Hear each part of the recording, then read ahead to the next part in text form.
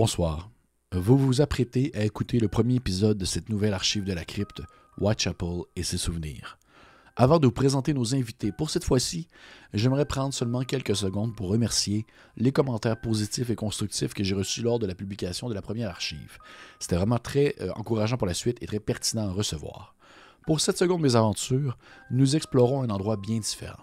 Ainsi, nous passons de la Gaspésie québécoise des années 60 aux brumes victoriennes de la fin des années 1800, plus précisément 1890, alors que trois individus bien différents sont appelés à faire équipe ensemble pour mettre en lumière un malheureux événement qui rappelle les déboires d'un tueur en série ayant sévi en ville il n'y a pas si longtemps, l'effroyable Jack l'Éventreur. Puisque nous explorons une époque passée et éloignée de notre Québec d'origine, je préfère le dire d'emblée, nous prenons sur nous une certaine réappropriation des mœurs et des habitudes de l'époque.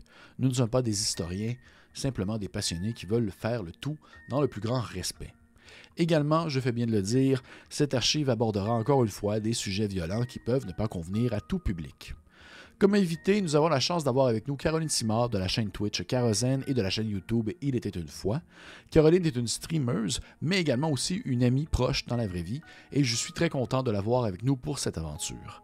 Également, nous avons Jonathan Leduc de la chaîne Sous-sol et Dragons qui vient se joindre à la partie. Jonathan, avec qui j'ai eu l'occasion d'échanger en personne à quelques reprises, ça faisait trop longtemps qu'on se répétait qu'il était temps qu'on joue ensemble et je suis également heureux de la savoir avec nous. Tous les liens menant aux différents réseaux sociaux de nos invités sont disponibles dans la description de la vidéo et j'ai encore une fois la chance d'être accompagné par un membre de Coup Critique, c'est-à-dire Marika, la sorcière de la chaîne, cette fois-ci qui vient s'amuser avec moi le temps d'une mésaventure dans Londres victorienne, une époque que je sais qu'elle apprécie beaucoup. Maintenant, sans plus attendre, voici Whitechapel et ses souvenirs. Bonne écoute.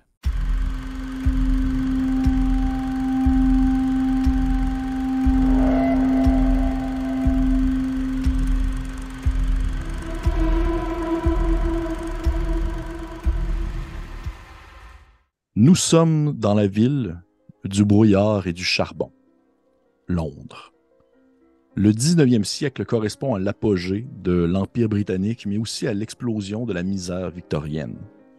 Rapidement, Londres passe de 1 à 7 millions entre 1800 et 1900. La ville s'étend vers l'est, l'ouest, le sud, le nord et devient un centre d'immigration. Elle attire aussi bien les Irlandais chassés de leurs îles par la famine que les autres fuyant l'Europe de l'Est. Elle devient également le centre d'un empire énorme et agit comme un aimant. Les quartiers pauvres étaient densément urbanisés. Outre la promiscuité, la petite taille des réduits, il faut imaginer le bruit incessant et assourdissant d'une ville travaillant jour et nuit, les cris, les sabots des chevaux sur le pavé. Les indigents s'entassaient dans les petits gourbis sans eau, souvent contraints à manger à l'extérieur par manque d'effectifs ou de chauffage. Ils profitèrent de l'essor des pubs. On y mangeait en effet chaud et on pouvait s'y réchauffer. Des salons réservés permettaient d'y séparer les clients selon leur catégorie sociale, parce que c'était ça aussi, en fait, Londres, en ces années-là. C'était un clash entre des classes très différentes qui se côtoyaient au quotidien, tandis que les personnes les plus riches avaient tout de même un pied à terre dans la ville et que les personnes les plus pauvres y vivaient au quotidien. Et au travers de ces années et de ces différents événements qui ont pu on dirait, influencer ou transformer la vie en quelque sorte, il y en a quelques-uns qui sont restés dans l'imaginaire collectif pendant très longtemps, même encore aujourd'hui, dont les fameux meurtres commis à partir du 3 avril 1888 par l'individu qu'on nomme Jack l'Éventreur, le tueur au torse. Les victimes étaient pour la plupart des prostituées. Emma Elizabeth, Martha Tabram, Marianne Nichols, Annie Chapman, Elizabeth Stride, Catherine Hidower et plus encore. Leurs corps ont été souvent vus retrouvés éventrés, égorgés au milieu de la rue, dans les ruelles, derrière des bâtiments, avec tous une certaine, on va dire des restants ou du moins des marques qui laissaient sous-entendre une certaine connaissance anatomique, pouvant laisser croire que le meurtrier était peut-être soit un boucher, un médecin, quelqu'un de la haute naissance qui avait des capacités ou une certaine connaissance anatomique. Mais au final, le meurtrier n'a jamais été arrêté. Et du jour au lendemain, du moins ce qu'on nommait le dossier de l'éventreur, a été fermé parce que les meurtres ont cessé ou les meurtres ont cessé d'être attribués à ce meurtrier. Parce que c'est arrivé au courant des années suivantes, 1888, que certaines femmes étaient retrouvées mortes et que sur le moment ou sur le coup, les morts en question étaient attribués à l'éventreur, mais il n'y avait aucune preuve ou du moins le modus operandi avait un peu changé. Plusieurs personnes se sont faites passer pour l'éventreur en voulant imiter son mode de fonctionnement ou même ses techniques, mais souvent, justement, ces gens-là ont été, on va dire, découverts ou ils ont rapidement avoué la supercherie sous soit les coups ou sous, des fois, l'emprisonnement. Et on se retrouve ainsi dans cette ville embrumée, étouffante, brûlante, au début de l'année 1890. Alors qu'on peut imaginer, à la manière de l'eau qui ne se mélange pas de l'huile, cette espèce de couche de neige qui traverse difficilement la fumée des industries qui propulsent leur grande justement, brume noirâtre vers le ciel et que tranquillement sur le sol vient se tapir quelques petits grains blancs éparpillés au travers d'une suie noire et tachante. Et de nouveau, dans ce quartier qu'on nomme Whitechapel, qui est le fameux quartier situé vraiment à l'épicentre même de Londres, qui est un véritable quartier, bien sûr, tout ce qu'on vient de parler est quand même basé sur des faits réels, mais l'aventure de ce soir se déroulera bien sûr dans l'imaginaire, puisque on va aller s'éloigner du simple concept de l'éventreur, puisque nous sommes quelques années après, mais tout de même, son empreinte demeure assez tangible, on va dire, sa marque demeure assez présente dans l'imaginaire collectif. Certaines personnes prétendent l'avoir vu, avoir entendu parler de lui, avoir même peut-être côtoyé des gens qui ont affirmé qui ont été l'éventreur, et que ce soit par folie, que ce soit par bravoure, ou que ce soit par simple besoin d'attention. Ces gens-là étaient peut-être des menteurs, mais peut-être qu'au travers, il y avait véritablement quelqu'un qui affirmait l'être et qui l'a été réellement. Au début de la partie, on peut ainsi apercevoir ces grands immeubles qui sont justement tranquillement recouverts d'une petite couche de neige, alors que des gens et des passants se déplacent dans la rue au détour de ce nouvel an qui a été, encore une fois, assez médiocre pour les gens qui habitent le quartier, mais assez merveilleux pour les personnes très riches qui habitent aussi le quartier, mais à d'autres endroits, à d'autres extrémités. Et on peut apercevoir un bâtiment peut-être un peu plus en annexe dans le quartier, dans la section nord du quartier de Whitechapel, plus vers proche on va dire, des endroits un peu plus huppés. Un bâtiment qui se détonne un peu des autres alors qu'il est un peu mieux entretenu, semble avoir eu quelques coups de serviette dans ses fenêtres pour enlever justement la suie et les taches, et que des individus bien habillés sortent et rentrent au-delà de quelques minutes seulement.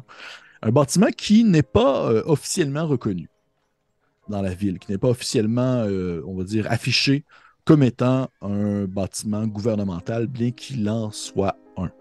C'est un bâtiment qui est en fait on va dire l'équivalent pas d'une cache, mais disons, d'un commissariat, mais privé, ou plutôt d'un commissariat secret.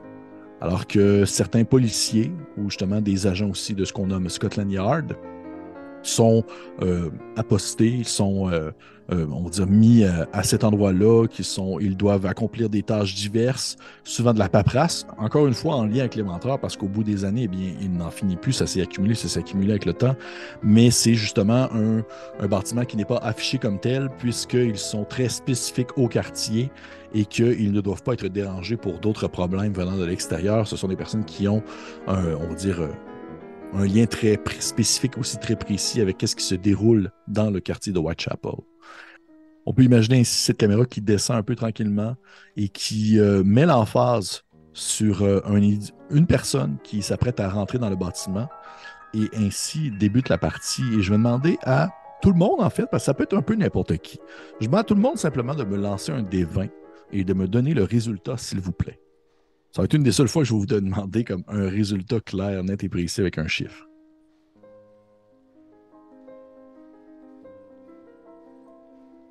5.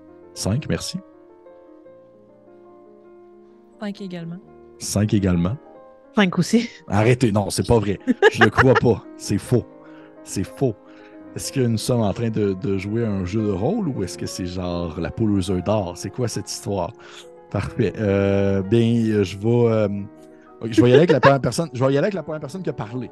Ça va être ça. Fait que ça va être Jonathan. J'aimerais ça que tu prennes le temps de décrire un peu qui est cette personne, qui est cet individu qui s'apprête à rentrer dans ce commissariat non officiel. Frédéric Losque, 49 ans. Un grand gaillard, rappelant une barre de fer dure, avec des années d'expérience en enquête derrière lui, des années parfois troublantes, parfois plus douces dans sa tendre enfance. Il a une grande barbe en bataille, un nez aquilin, des yeux verts gris. Il porte son manteau, étant donné les fraîcheurs de l'hiver qui arrivent à Londres, est toujours vêtu proprement suite à ses nombreuses années d'enquête, de travail avec la police, entre autres, mais bien avant ça avec l'armée. Sans entrer trop profondément dans son passé, parce que je pense que ce serait plus pertinent de l'égrener plus tard, les dernières années ont profondément marqué Frédéric dans les enquêtes qu'il a menées. Et avant même d'entrer dans cet édifice, se frotte les mains, fait un subtil signe de croix, éteint une cigarette sur un mur de briques, se replace les vêtements et tend la main vers la porte pour entrer. OK. Donc, ce grand homme, justement, a l'air un peu, tu l'as mentionné, justement, un peu hagard, comme s'il avait connu bien d'autres choses, c'est bien ça? On sent dans son visage, on sent et on voit dans son visage une certaine profondeur au niveau des arcades sourcilières et de ses cernes. Mais malgré tout, à l'intérieur de ses yeux, la couleur de ses yeux vert gris ressort profondément, comme si derrière toute cette fatigue, il y avait quand même une lueur de sagesse qui en était ressortie. Okay, parfait. Donc, on peut le voir rentrer à l'intérieur du bâtiment. Quelques minutes, peut-être même une demi-heure peut passer avant qu'une seconde personne se faufile entre les ruelles de la section nord de Whitechapel pour pouvoir atteindre ce fameux poste de police, ce commissariat anonyme. Ainsi, je demanderais peut-être à Madame Milton de nous faire une présentation de qu'est-ce qu'on peut voir, qui est cette personne qui rentre à l'intérieur du bâtiment. Elizabeth Milton entre dans le bâtiment. Peut-être qu'à première vue, on pourrait croire que cette femme distinguée, aux habits plutôt manifestement très onéreux, on pourrait croire qu'elle s'est trompée d'endroit, mais non, de son regard confiant et froid, elle semble très bien savoir où est-ce qu'elle s'en va. Elle a un air décidé, des longs cheveux sombres. Elle semble vraiment froide de son regard et déjà sa présence, on pourrait dire, détonne. Elle semble d'une grande curiosité à l'écoute de ce qui se passe autour d'elle. Et peut-être fait-elle des salutations sèches à ceux qui pourraient la reconnaître. OK. Effectivement, quelqu'un qui détonne un peu du reste de la faune de Whitechapel, mais comme je l'ai mentionné aussi, il y avait énormément de personnes onéreuses qui habitaient les environs, mais c'était surtout le classique monsieur barbe blanche un peu trop riche qui cherchait mille et un vices à combler, mais il y avait un peu de tout dans les environs de ce quartier. Et comme tu le mentionnes aussi, tu rentres à l'intérieur du bâtiment et finalement, au bout de peut-être une quinzaine de minutes, on aperçoit une petite forme beaucoup plus menue, beaucoup plus petite qui se déplace au travers de les gens de manière presque invisible. Et ainsi, je demanderais à mademoiselle plutôt Cyprien de nous présenter qu'est-ce qu'on peut apercevoir. Oui, donc l'Onélia Cyprien, qui est effectivement d'une grande petitesse, mais qui est entourée, enrobée de tissus, donc tout plein de foulards, une grande jupe qui traîne probablement un peu dans la neige mince qui est au sol. Elle a un regard perçant, des cheveux courts, ondulés, avec un bandeau sur la tête. Elle est droite et menue, et même si elle est toute petite, rien ne semble pouvoir l'arrêter, comme si elle était un petit rocher qui serait impossible de déplacer. Et elle s'avance vers cette porte de façon discrète, mais en sachant tout de même où elle s'en va. Et juste avant d'entrer dans l'endroit, elle prend dans sa main un petit pendule qu'elle tient autour de son cou et elle le tourne 4 fois dans un sens et 3 fois dans l'autre. Et ensuite, elle entre à l'intérieur et possiblement fait des signes de tête aux gens qui sont là sans, par contre, leur adresser la parole. OK. Donc, encore une fois, quelqu'un qui pourrait un peu détonner dans l'ambiance globale de Whitechapel. Surtout parce qu'en fait, c'est surtout un endroit qui est quand même reconnu pour son taux de criminalité assez important. Et je veux dire, se promener seul n'est rarement une très bonne idée. Même si on est le jour, même s'il y a des témoins dans la rue, des gens qui on peut croiser, ce n'est pas un endroit ni un lieu qui est propice à la solitude, disons ça ainsi. Ainsi, nos 3 personnages ont pénétré ce grand bâtiment qui, de prime abord, au premier coup d'œil, ressemblerait à n'importe quelle autre maison située aux alentours, si n'est qu'à l'intérieur, bien entendu, l'endroit fourmille de gens, de personnes qui sont un peu plus tournées vers la tâche et que, on va dire, les murs ont été défoncés, l'endroit a été un peu recentré, on va dire, les pièces ont été mieux calculées, il y a des bureaux qui ont été installés et que la zone est vraiment plus propice à le fonctionnement quotidien d'un commissariat de l'époque. Et pour faire ça un peu plus court à cette section, vous avez tous été invités d'une manière ou d'une autre.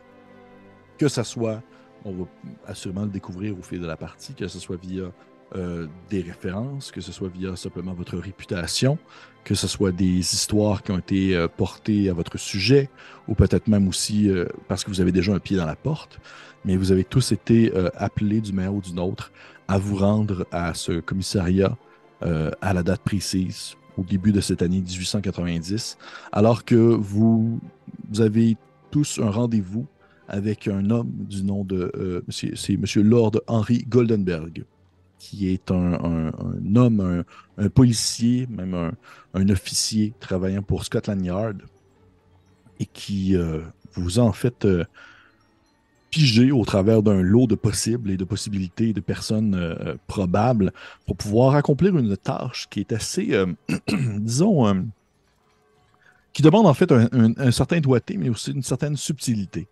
Et c'est pourquoi, en fait, au fil on va dire, de soit des correspondances ou même de cette rencontre que vous avez avec M. Goldenberg, que vous comprenez pourquoi est-ce qu'il a demandé à faire avec vous précisément, peu importe la raison. Il n'a pas affiché verbalement devant les autres personnes avec qui vous êtes présentement le pourquoi de cette décision qui vous concerne, pourquoi est-ce que c'est vous qui avez été choisi pour cette mission, sinon que celle-ci a besoin d'une certaine subtilité, alors que les méandres et, disons, les contre-coups et les souvenirs de l'éventreur sont encore très frais dans la mémoire, qu'il y a eu des répercussions sociales dans la population, des gens qui ont été lapidés, des gens qui ont été pointés du doigt, qui ont été arrêtés, torturés, et qui n'étaient pas du tout, en fait, l'éventreur, des groupes de personnes qui ont été, on va dire, accusés d'être de connivence avec lui, des gens qui provenaient soit d'une religion ou qui provenaient d'un pays différent, qui ont été également aussi pointés du doigt,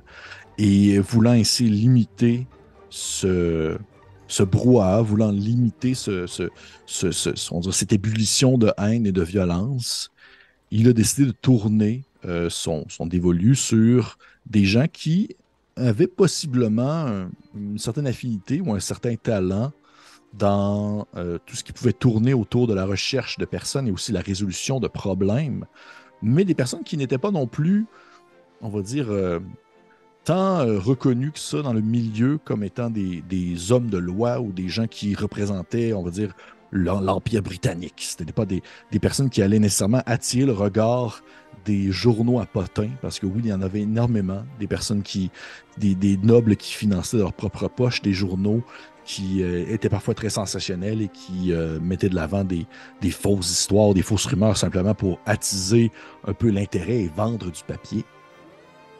Et c'est pour ça, en fait, que vous avez été choisis les 3. Mais il n'y a pas eu d'explication plus en profondeur sur précisément pourquoi est-ce que Frédéric Losque a été choisi, pourquoi est-ce que Dolonelia, pourquoi est-ce que Elisabeth a été choisie, sinon qu'il y a connaissance, M. Goldenberg a connaissance que vous êtes les 3 personnes qu'il a décidé de vouloir contacter pour accomplir cette mission.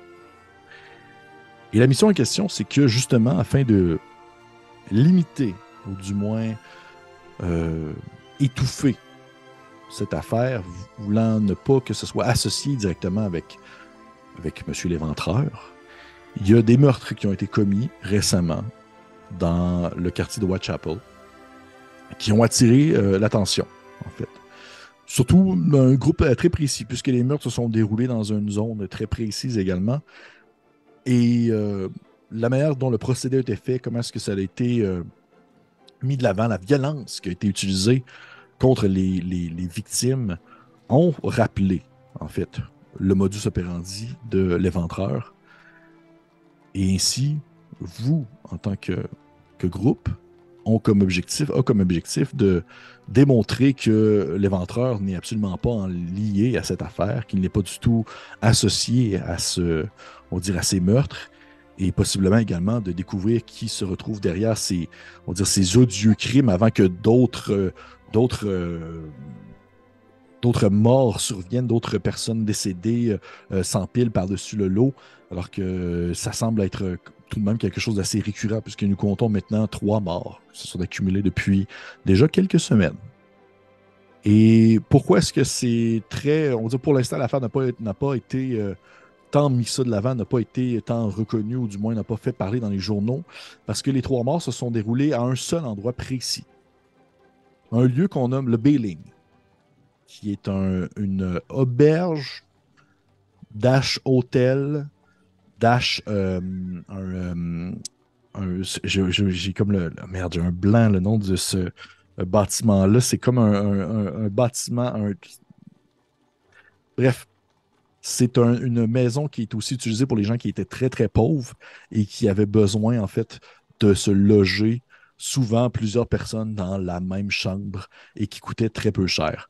Mais l'avantage du Bailing, c'est que l'endroit où est-ce qu'il est situé, le fait qu'il est à un croisement entre plusieurs univers différents, entre plusieurs personnes de différentes classes, et que sa réputation le précède comme étant quand même un endroit qui est très intéressant, très plaisant, de bonne compagnie en tout genre, et que en fait, que les personnes qui sont présentement à la tête du Bailing ont décidé de tenter d'étouffer un peu l'affaire le plus possible en attendant que celle-ci se résolve, et a demandé de l'aide ainsi à le commissariat et Scotland Yard de trouver une solution, ou du moins trouver qui sont derrière ces meurtres qui rappellent énormément ceux de l'Éventreur. Et vous avez été ainsi lancé dans cette péripétie, dans cette mésaventure, dans cette enquête, dans cette intrigue pour découvrir qui se trouve à l'origine. Il n'y a pas de... La manière que le constable vous l'a présenté, il n'y a pas de temps limite. Il ne vous a pas dit comme dans une semaine, ça doit être terminé. Ça a été très, très... c'est du moins tenter... En fait, la priorité, c'est de tenter de ne pas ébruiter la chose. C'est la première chose à garder en tête. C'est vraiment ça. Parce que ce que la dernière chose que les policiers veulent présentement, c'est justement qu'il y ait un nouveau soulèvement populaire causé par les meurtres, causé par le retour de l'Éventreur. C'est tellement quelque chose qui est frais, c'est tellement quelque chose qui est souvent imité et qui peut avoir des répercussions terribles dans la population pour toute personne, peu importe leur classe sociale, que c'est vraiment, ils veulent limiter ça. Et ainsi, vous êtes envoyé au Bailing pour tenter de découvrir un peu qu'est-ce qu'il en est, qu'est-ce qu'il est vraiment venu et qui se On dit qui se trame derrière ces meurtres. Peut-être est-ce l'éventreur, peut-être pas, mais ça va être à vous de les découvrir. Et ainsi, je vous invite, chers joueuses et joueurs, de vous rendre sur la page que je vous ai partagée, qui représente en fait, je ne me trompe pas, le fameux tableau. Et je vais bouger ainsi l'image qu'il y est pour que vous puissiez avoir une vision comme ça ici. Est-ce que vous voyez bien ce que je vous présente? Tout à fait. Parfait. Vous pouvez zoomer. Vous avez une carte ainsi de Whitechapel. Une carte de Whitechapel qui représente le quartier en soi, divisé en sections. Section nord, section sud, vers la rivière. Ensuite, il y a une section qui se nomme le centre et près des portes, qui en fait s'approche tranquillement vers une autre section de la ville en soi. Et simplement pour dire, ça a été quand même difficile de trouver une carte de Whitechapel de ces années-là parce que, étrangement, les gens les vendent beaucoup parce que c'est comme très, très, très vendeur encore aujourd'hui. Des gens qui vendent des grosses cartes en HD, super, comme 10 euros, ça ne me tentait pas. Fait que j'ai dit, je vais trouver quelque chose d'autre. Fait que la voilà. Vous avez le B-Ling qui se trouve en fait au croisement de Osborne Street et Whitechapel Road, qui est justement deux rues qui sont très, très, très populeuses, très populaires, où est-ce qu'on peut apercevoir énormément de faunes différentes se promener. La section sud est une section qui était beaucoup plus justement très travailleurs, des bâtiments qui sont très, très connectés les uns aux autres, collés. La section nord est une section qui, tranquillement, s'en allait plus dans les sections UP. Section centre était également une section qui était plus pour les ouvriers et les commerces. Alors que près des portes était aussi une section qui s'en allait tranquillement plus vers, on va dire, les gens qui étaient un peu plus aisés. Et vers la rivière, c'est un peu un mélange de plein de choses. Les meurtres de Jack l'Éventreur se sont tous déroulés quelque part dans un quadrilatère. Mais pour l'instant, l'important pour vous, c'est le B-Ling. Est-ce que vous avez des questions pour l'instant à me poser? Vous pouvez les poser en dehors de caractère. Vous n'êtes pas obligé de meurer si vous avez des questionnements. Moi, j'ai une question. Vas-y. Tu as dit que les 3 victimes étaient décédées au même endroit. Oui. Mais ce n'était pas tous le même soir, j'imagine. Non, pas du tout. Est-ce qu'on sait à quelle fréquence, quel était l'écart de temps entre la découverte de chacun des corps? Je vais limiter mes informations. Comme ça, il y a des choses que tu vas pouvoir apprendre en posant des questions aux personnes directement en jeu. Mais de ce que tu peux te faire dire, par exemple, pour l'instant, c'est qu'il y a eu, tu sais, en dedans de... Les 3 victimes, c'est en dedans de 3 semaines. OK. Puis, est-ce qu'on sait si c'était 3 femmes? Non. Non, on ne le sait pas ou non? OK, ce n'est pas 3 femmes. La première était une femme, les 2 autres étaient des hommes. OK. Parfait. Merci.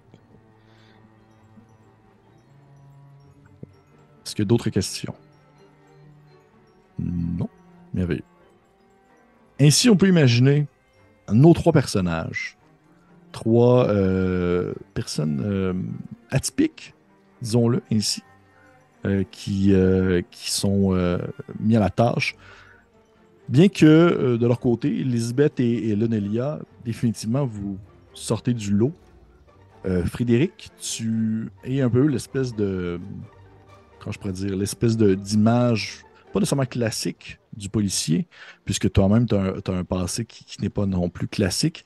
Mais si tu as été mis à cette enquête-là, ce n'est pas parce que, justement, tu étais une personne atypique, ou du moins, tu ne paraissais pas comme étant un policier, mais simplement parce que tu avais probablement des traits ou une attitude qui était plus encline à fonctionner avec les 2 autres personnes que tu accompagnes.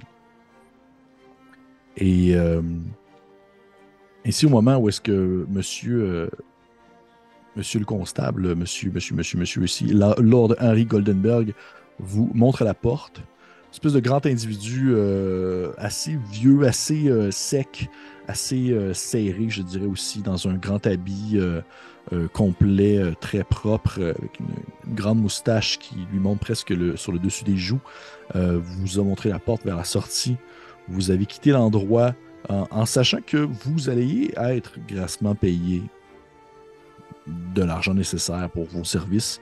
Alors que l'importance était bien sûr la subtilité, mais que jamais, au grand jamais, si cette chose-là exploserait au grand jour, vous le savez, Scotland Yard et la police allaient foncièrement ignorer ou du moins réfuter toute association avec vous. Si jamais vous disiez on travaille pour la police. Ils vont faire non, c'est pas vrai. Et ainsi, il n'y a pas de preuve écrite, il n'y a pas de preuve tangible, il n'y a pas de contrat qui a été signé. On va dire votre contrat, en quelque sorte, c'est Frédéric Losque, parce que tu es un peu l'espèce d'encre qui tient un peu les deux parties, en quelque sorte. Oui. Donc, on peut vous imaginer sortir de ce bâtiment-là. Je serais curieux de savoir, sans nécessairement le verbaliser en tant que personnage, je serais curieux de savoir un peu, c'est quoi le premier ressenti que vos personnages peuvent avoir les uns pour les autres. Ainsi, je lance la balle parce que il faut que je lance la balle à quelqu'un. On va commencer avec Marika, Lonelia.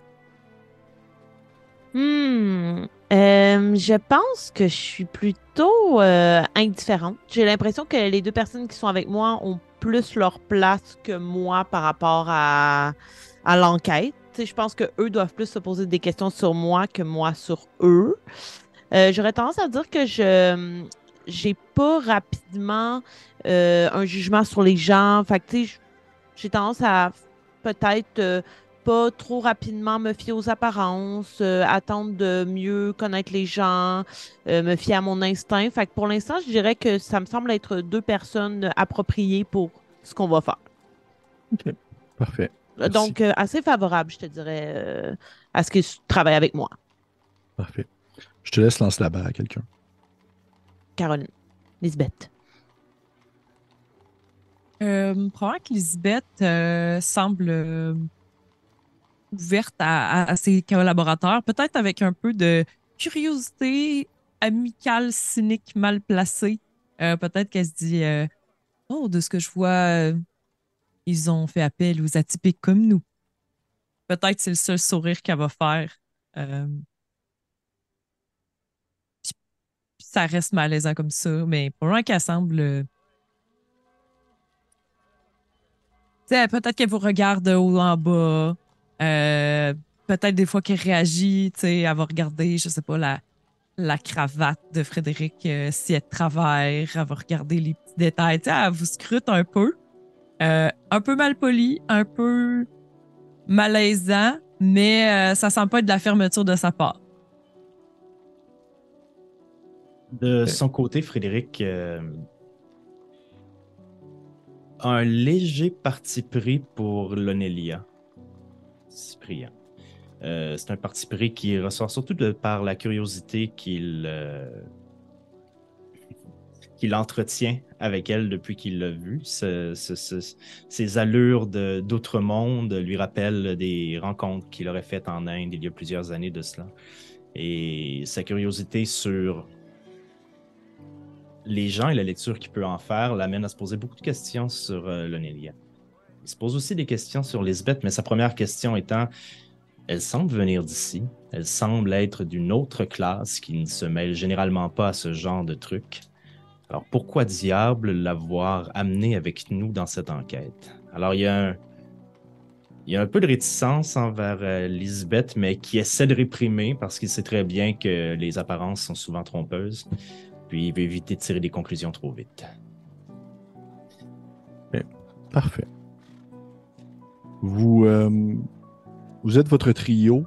J'imagine que dès le début même du moins, au partir du moment où est-ce que vous sortez du commissariat, vous avez le réflexe de vous rendre immédiatement jusqu'au Bailing. Ouais. Fort Parfait. probablement. Fort probablement. Parfait. Vous partez en direction du Bailing. Vous êtes ainsi dans les quartiers plus au nord. Un endroit quand même assez tranquille, je dirais, à ce temps-ci de la journée.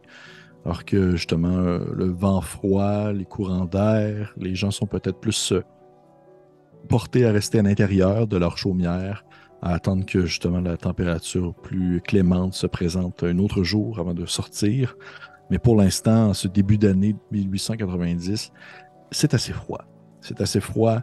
Vous pouvez voir justement de nombreuses cheminées cracher, des grandes voluptés noirâtres qui s'élancent dans les airs et qui glissent tranquillement le long des murs en briques. Vous pouvez croiser beaucoup de personnes qui vont se promener de maison en maison en paquets de deux, tenant une longue échelle sur leur épaule, on dirait offrant leur service pour nettoyer les cheminées. Vous voyez de temps en temps des policiers passer, les mains accrochées dans le dos, qui vont zioter, regarder un peu ce que les gens font. Un regroupement d'enfants qui passent en courant, en se courant après, en se lançant des cailloux et en jouant avec des cerceaux. Et est-ce que vous pensez que vous avez un peu la discussion entre vous ou c'est quand même relativement assez silencieux le temps que vous vous rendiez jusqu'au Bailing? Tout à fait. En fait, je pense qu'après quelques instants, en voyant justement les enfants passer, puis ce peuple londonien que Frédéric a souvent essayé d'aider ou de sauver, il fait « Attendez. Laissez-moi crever l'abcès tout de suite. C'est la première fois que je suis mandaté dans une telle enquête avec des gens comme vous et j'aimerais vous connaître un peu plus avant de commencer à poser des questions dans des endroits publics. Et vous, madame, par exemple, madame Milton, c'est bien ça? Oui, c'est ça. Frédéric Lusk. Pourquoi cet intérêt ou pourquoi votre présence dans cette enquête? Si vous êtes ouverte à en discuter. Ce n'est pas ma première collaboration à des enquêtes, voyez-vous. Je connais beaucoup de choses sur le domaine médical. Alors, voyez-vous, par pur intérêt, je me suis mêlé de quelques enquêtes auparavant et je leur ai donné quelques indices bien utiles. Bien voilà une réponse qui me rassure. Et vous, mademoiselle, et pardonnez-moi si je bafoue votre nom, mais Cypriane, c'est ça? C'est bien ça, merci. Vous êtes ici parce que, d'ailleurs, vous n'êtes pas londonienne de naissance, si je peux me permettre. Vous avez raison. D'accord? Et Bon, je pense pas plus de questions. vous... Je crois qu'il aimerait savoir d'où vous venez. Je viens de la Roumanie. Mais il y a longtemps que je suis ici. J'ai traversé l'Europe. Sachez que vous êtes bienvenue dans notre groupe et que mes questions n'ont aucunement une arrière-pensée. Ce n'est seulement que pour tisser des liens dans cette équipe. Je crois qu'il aimerait bien savoir quelles sont vos affiliations avec les enquêtes. Oui, merci, Madame Milton. Excusez-moi de traduire pour vous. J'aimerais aussi crever cet abcès. Non, c'est parfait. Je ne crois pas pouvoir vous procurer des réponses aussi satisfaisantes que Madame Milton. J'ai cru vous voir avec un pendule plutôt. Vous êtes une bonne observatrice, apparemment. Je n'en connais pas beaucoup plus. J'ai contribué moi aussi à une enquête un peu malgré moi. Et je ne sais pas si vous croyez en les pouvoirs divinatoires, mais j'ai rencontré le fantôme d'Annie Chapman, l'une des victimes de Jack l'Éventreur. Vous savez... Et Très bien. vous avez le droit de ne pas me croire. Cela m'importe peu. Je suis surpris, voilà tout. Elle m'a permis d'empêcher un autre meurtre en me donnant des indices. Et puisque le résultat a été concluant, les policiers ont fait affaire avec moi.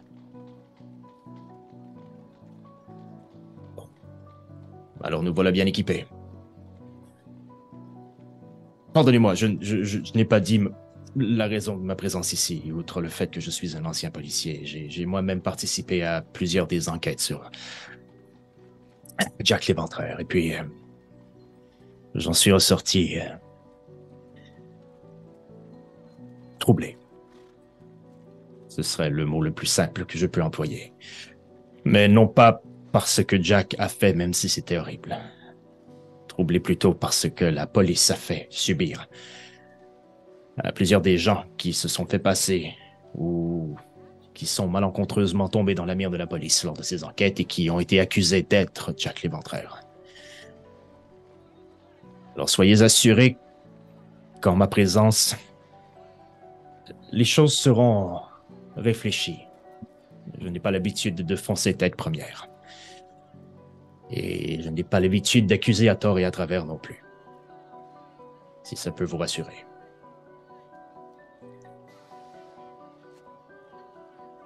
Bon. Je ne sais pas si je suis rassurée, mais ça a le mérite d'être honnête. Je crois de toute façon qu'il faudra qu'on mise sur les forces les uns les autres aujourd'hui. Tout à fait, Madame Milton.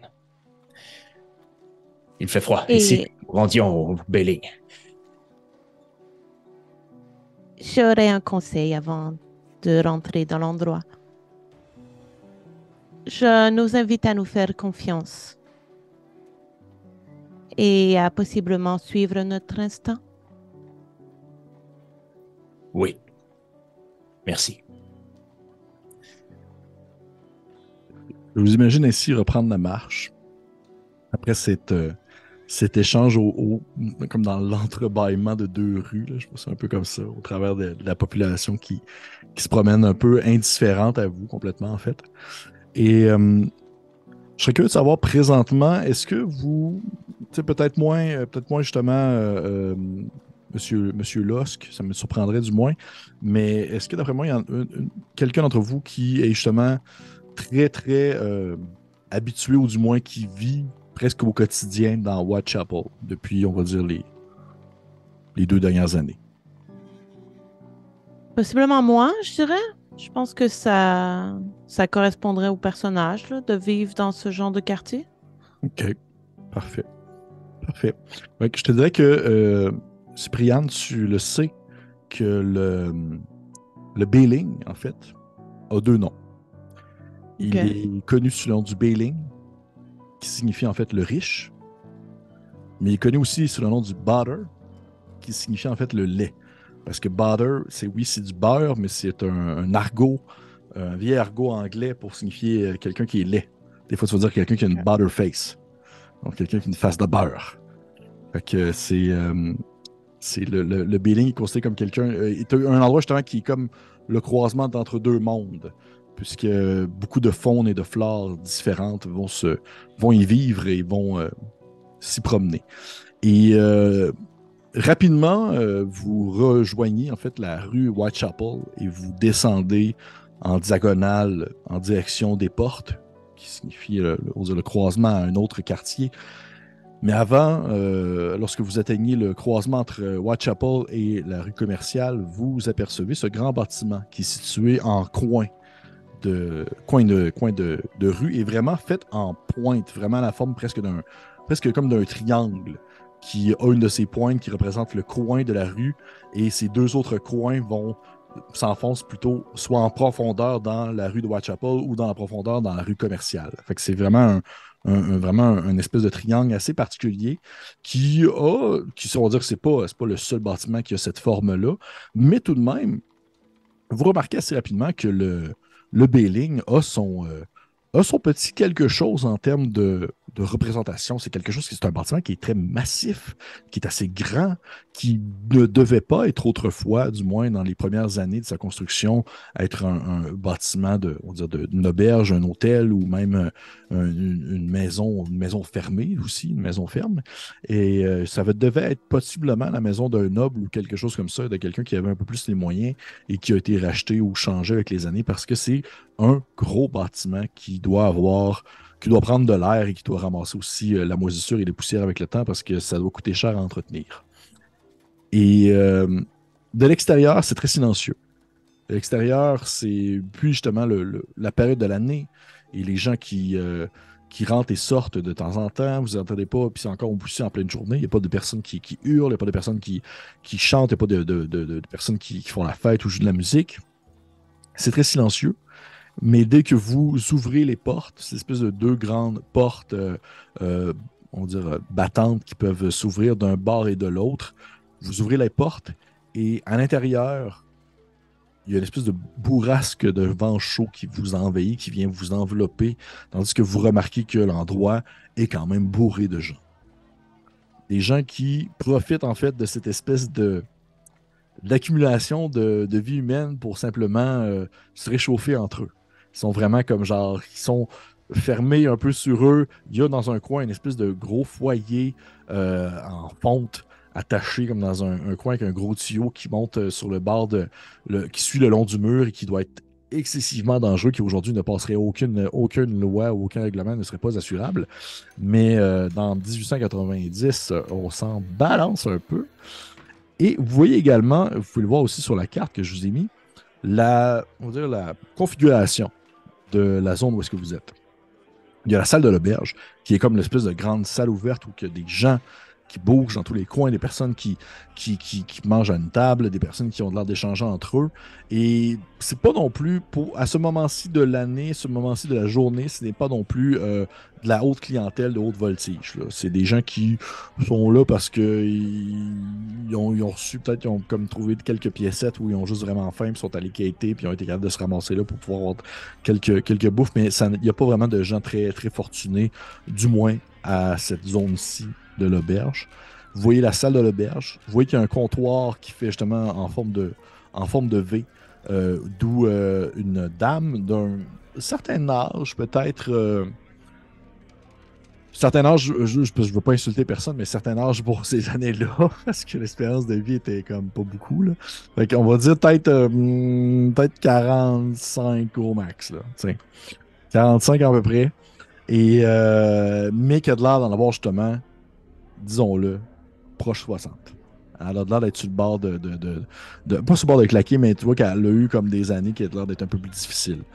Et elle sert derrière le comptoir pendant qu'un autre homme apparaît de temps en temps, faisant des allers-revenus depuis le comptoir à la cuisine à l'arrière qui est connectée sur le comptoir. Il y a une porte qui semble mener à une pièce fermée qui n'est pas accessible et il y a un grand double escalier qui monte à des étages supérieurs et qui en fait monte de chaque côté, dans le sens que l'escalier, il y a une section de l'escalier qui part dans un sens et l'autre bout de l'escalier part dans l'autre sens, mais pour monter, c'est un seul lieu d'entrée. Est-ce que vous comprenez ce que je veux dire? Ça monte en V, dans le sens. Vous pouvez comme soit aller à la gauche ou à la droite, et possiblement ça ne va pas peut-être vous mener à la même place, vous ne le savez pas. Vous êtes à l'intérieur de l'auberge, vous comptez peut-être pour l'instant 30-35 personnes au maximum qui font des allées-venues, qui ont l'air de jouer aux cartes, du monde qui lance des dés. Vous voyez qu'il y a une femme qui est en train d'allaiter son 3e enfant sur 12 qui sont avec elle présentement. Il y a un monsieur qui a les 2 pieds dans une espèce de bassine d'eau, puis il a l'air de s'arracher des morceaux noirs accrochés sur ses ongles. C'est la vie, là. C'est ça qui se passe présentement. Il y a probablement des gens qui vivent là parce qu'ils peuvent se payer une chambre à la journée, mais qu'ils vivent là comme tout le temps. C'est genre ça leur maison. Mais ils sont là tout le temps.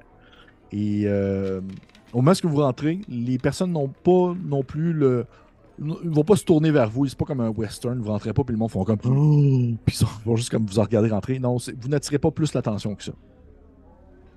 Ça serait peut-être. En fait, ce serait possiblement une autre réaction s'il y avait des gens en habit de policier qui rentraient à l'intérieur de cette maison-là. Mais présentement, les trois, vous n'attirez pas plus l'œil que de raison. Et ainsi, je vous lance la balle. Je vous dis, mes chers joueuses et joueurs, qu'est-ce que vous faites?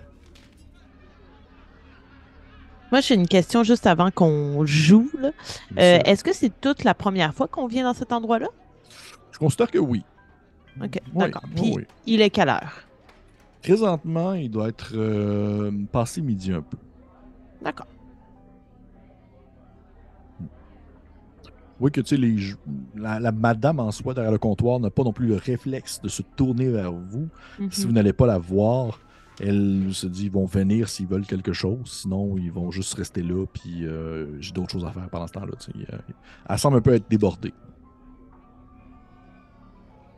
J'imagine que Mme Milton se tourne vers Monsieur Lusk, justement, avec l'espèce d'attente de. Comme elle a l'air prête à te suivre, là.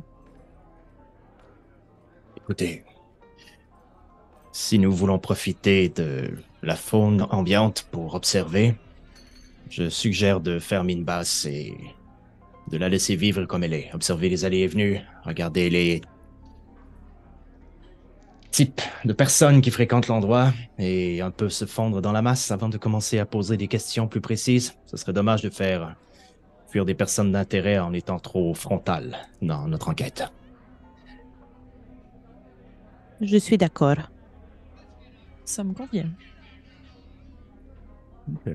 Donc, ce que j'en comprends, tu me dis, Frédéric, c'est que tu essaies de jouer comme casual client de l'endroit, en quelque sorte. Ouais, exactement. En fait, Frédéric irait très peinard. En fait, il se mettrait un sourire un peu plus un peu forcé au visage, puis il irait au comptoir pour commander quelque chose à boire et peut-être quelque chose à grignoter pour trouver un endroit où s'asseoir avec les 3 autres personnes, puis commencer à juste sentir la vibe de l'endroit, puis voir est-ce qu'on sent déjà des luttes de pouvoir, ou est-ce qu'on sent déjà qu'il y a des relations entre les gens qui sont là particulières, ou des gens qui se dégagent un peu plus de la foule. OK. J'aime ça. Fait que tu arrives au comptoir, je t'imagine déposer les quelques shillings nécessaires pour. Dans le fond, c'est comme des pintes que tu voudrais avoir, ce serait ça. Ou si on du scotch ou du whisky. OK. Tu vois que la dame en question, tu sais, elle prend pas le temps de se présenter non plus à toi. Tu es vraiment juste comme un client comme parmi un autre. Fait qu'elle a juste le réflexe de te demander qu'est-ce que tu veux. Tu vois que c'est justement une grande dame, comme je l'ai mentionné, l'air très sec, qui a l'air d'avoir eu beaucoup de vécu, qui a l'air de. Tu sais, elle fait un peu penser à un peu un vautour. Quelqu'un qui a un cou très élancé, avec un nez aussi très pointu. Tu vois qu'elle a des cheveux sur sa tête qui semblent être probablement une perruque, avec un genre de petit chapeau melon très très petit, comme qui embarque sur le dessus de sa perruque. Okay. Et elle regarde les quelques shillings que tu as mis sur la table. Elle se tourne du côté de l'homme qui fait des allées-venues dans la cuisine. Elle se retourne vers toi. Elle se penche en dessous du comptoir. Elle sort une espèce de grosse bouteille qui n'est pas marquée de rien, là, et avec une espèce de liquide un peu, je dirais, couleur un peu bronze à l'intérieur. Et elle verse comme trois petits verres qui doivent tenir dans la main, mais c'est comme entre le shooter et le verre. Et elle verse ça à l'intérieur en faisant un peu éparpillé sur le côté. Elle referme la bouteille d'un seul sec, d'un seul coup. Elle la remet en dessous. Elle te pousse les 3 verres vers toi. Elle ramasse les 3 shillings.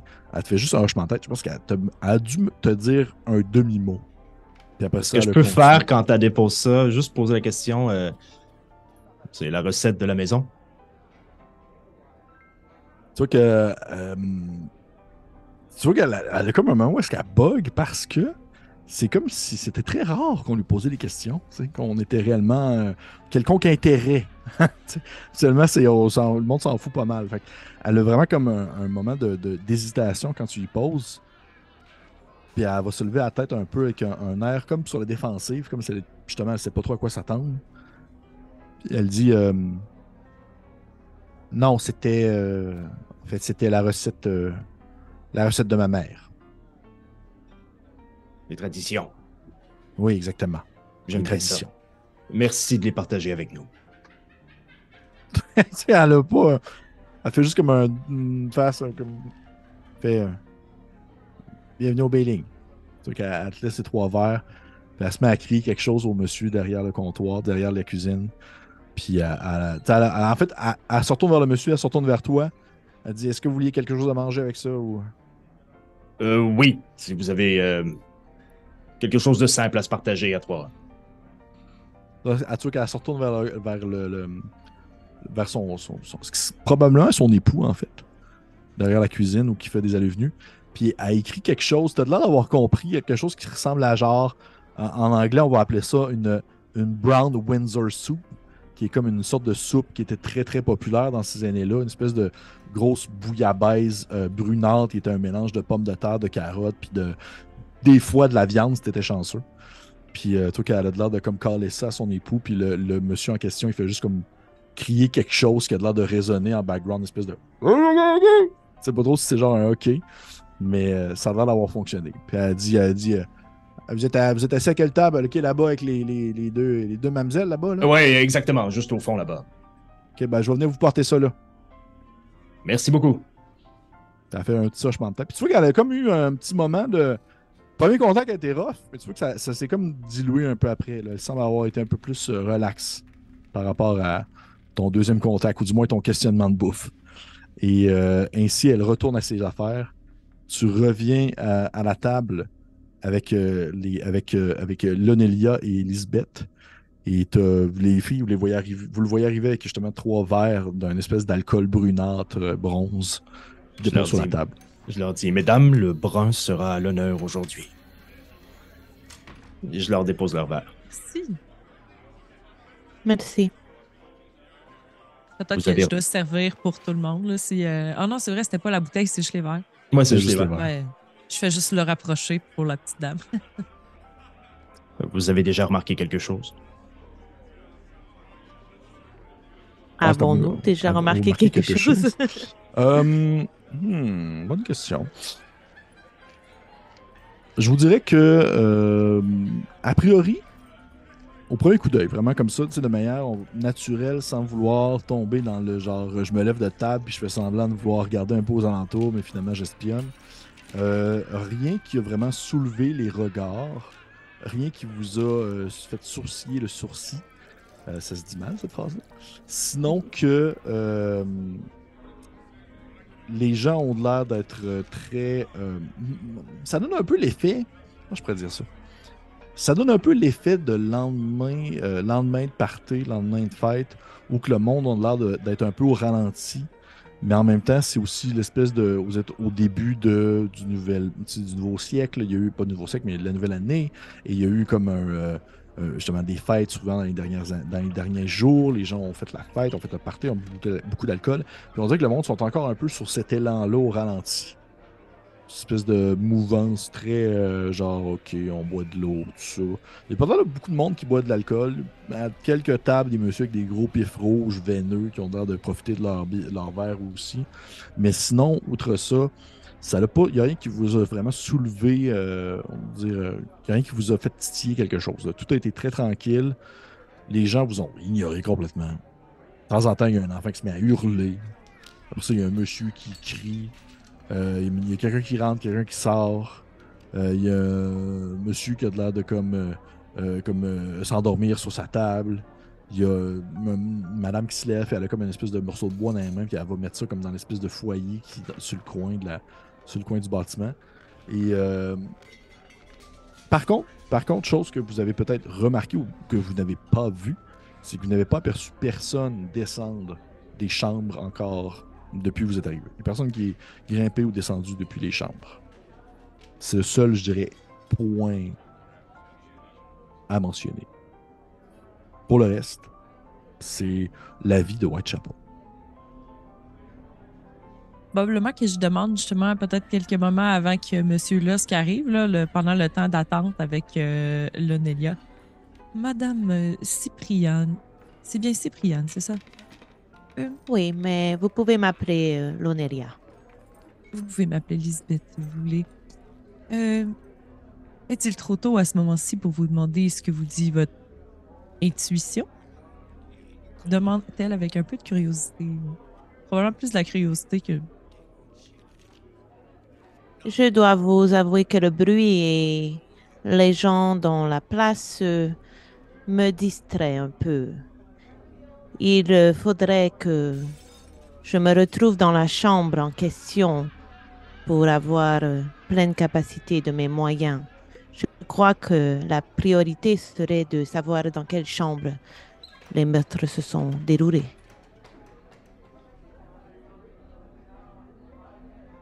Après tout, c'est dans la chambre d'Annie Chapman que je l'ai rencontré. Je vois.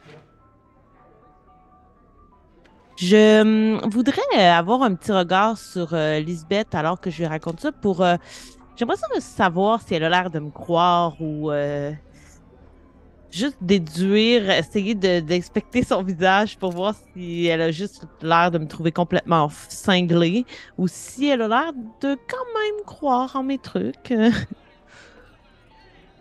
Est-ce qu'on fait intervenir les dés dans ce jeu ou Vous n'avez pas besoin. Si tu penses que tu peux partager, si tu as l'impression que c'était soit très prévoyant de toi ou non, ça dépend. Mais probablement qu'Elisabeth cache pas très bien de toute façon son jeu. Elle semble authentiquement curieuse, mais ne semble pas y croire, mais semble respecter. Tu sais, tu parles, puis tu sais, ses yeux flanchent pas. Elle est pas comme ah oui, il y a rien qui s'illumine du tout. Elle semble pas y croire, mais vraiment, ça semble être une curieuse, une politesse curieuse, une curiosité polie, une curiosité polie.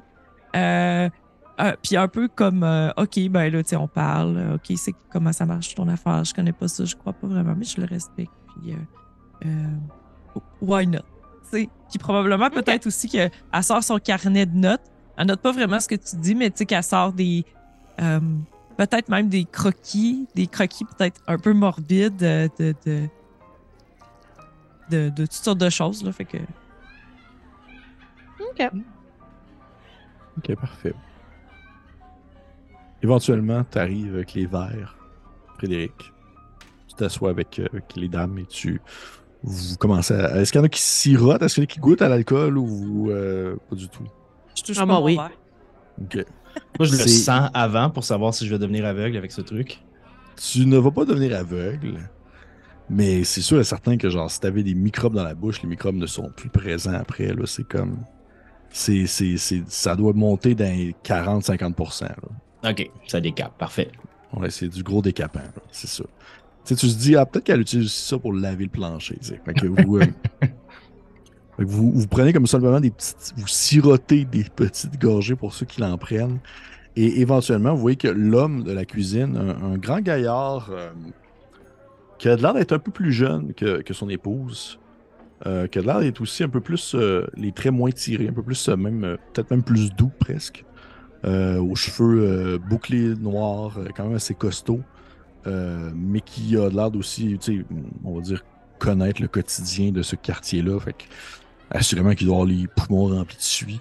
Il arrive avec 3 assiettes d'une espèce de potage, soupe étrange qu'il dépose devant vous, une à côté de l'autre, avec une petite cuillère en bois. Puis vous voyez qu'il prend la 4e chaise à votre table, puis il s'assoit en avant de vous. Ah, sûrement qu'Elisabeth recule la tête, là, tu sais, quasiment agressée. Puis il se penche un peu vers l'avant, comme si vous étiez en caucus, là, il se penche un peu vers l'avant, puis il fait comme... J'imagine que c'est vous que Scotland Yard a envoyé, là.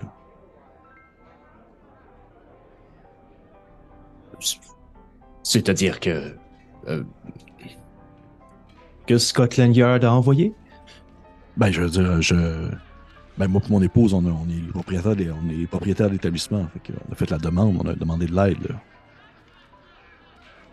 D'accord, oui. Votre nom, c'est... Moi, c'est Owen. Wawen? Owen. Owen. Enchanté, Owen. Il y a trop dans ce que vous avez dit. Enchanté, Owen, Frédéric. Et je tends la main. Auriez-vous un endroit plus privé pour en discuter? Oui, bien sûr. Mais en fait, ça va être surtout... on dit propriétaire, mais c'est surtout ma femme qui possède l'établissement, mais je vais m'arranger quelque chose, elle va pouvoir vous raconter tout ça pendant que je vais m'occuper d'en avant, parce qu'on peut pas... on est juste les deux là, pour l'instant, fait qu'il faut qu'on ait quelqu'un sur le plancher en même temps. Là. Je comprends tout à fait. Parfait. Fait que c'est... je vais aller l'avertir, puis on... tu sais, qui fait comme un signe en direction justement de l'espèce de porte qui mène à une salle qui est fermée, comme vous pouvez voir sur la carte, qui s'appelle salle privée, qui, dans le fond, il fait comme juste signe avec la tête, il fait... elle va venir vous le débarrer, puis vous allez pouvoir échanger avec elle, elle va tout vous expliquer ça. Puis merci d'être venu. Tu sais, il se tourne vers Lonelia puis Elisabeth, puis Le gars a pas de. Il fait pas une phase de dédain, il fait pas une phase de. Tu sais, il est pas genre comme. Mais qu'est-ce qu'elles font là? Non, il fait juste comme genre une phase de comme. Il s'est dit, c'est un problème un peu particulier, fait qu'ils ont envoyé des gens qui ont possiblement, tu sais, des connaissances particulières pour le régler, là. Fait qu'il fait. Merci pour de vous être déplacé, c'est vraiment apprécié. Puis, écoutez, il faut trouver une solution, là, ça n'a pas de bon sens. Là, ça n'a pas de bon sens. Puis, tu sais, il fait juste se lever en laissant vos soupes là, puis il fait bon repas. Puis en s'en allant, vous l'entendez dire à quelques reprises encore ça n'a pas de bon sens. Il fait comme juste retourner en direction du comptoir. Et au bout de quelques minutes, il a l'air de parler avec la dame derrière un peu son oreille. La dame se tourne vers vous avec son air un peu encore sévère. Puis elle sort de ses. Elle a comme une espèce de grande robe, mais tu sais, robe très, très compacte qui est beaucoup plus utile justement pour des endroits comme un bar où il y a beaucoup de déplacements. C'est pas comme une robe de soirée. Et elle a attaché comme au coin de sa robe une espèce de grand morceau de métal avec plein de petites clés qu'elle détache tranquillement alors qu'elle fait un petit mouvement de tête pour vous dire de vous diriger vers la porte avec elle. Mesdames, Allons-y. Est-ce que vous terminez votre lunch avant ou vous laissez ça là? Ah, moi, je le mange, c'est sûr. Est-ce que tu l'amènes avec toi dans le fond? Oui. Ouais, moi aussi, je l'amène avec moi juste en guise de respect. Mais je vais l'amener avec moi. Fait que vous voyez que les gens autour sont comme vraiment un peu déçus. Ils vont partir avec votre bouffe. Et, voyant les gens déçus, je la laisse là. OK. Tu fais comme une phase de comme. Tu le laisses là, et dès que tu le déposes, tu vois qu'il y a comme un enfant qui bondit dessus puis qui s'en va en courant avec ton assiette pendant que genre. Je vais y mettre un shilling avec. Hey boy, si tu commences ça s'arrêtera pas, là. Ah, t'as raison, faut pas que je fasse ça. OK. Je me penche vers lui pour y parler. OK. Je vais y glisser dans sa poche. OK. Oh, subtil. Puis tu vois qu'il fait comme juste une drôle de face, là. Comme s'il savait pas trop qu'est-ce que tu venais d'y mettre dans sa poche, puis ça va lui prendre quelques secondes avant de catcher que c'est de l'argent. Puis il s'en va en courant avec le bol de soupe dans ses mains pendant que ses frères et sœurs lui courent après. Et lorsque vous rentrez à l'intérieur de la salle, vous voyez que c'est une salle privée qui doit être parfois aménagée pour justement des réceptions privées. Mais pour l'instant, ça ressemble à une espèce de petit salle à thé pour recevoir des gens qui, encore une fois, est entre le très commun, mais un peu chic en même temps. Étrange configuration, étrange bâtiment, étrange meubles et mobilier.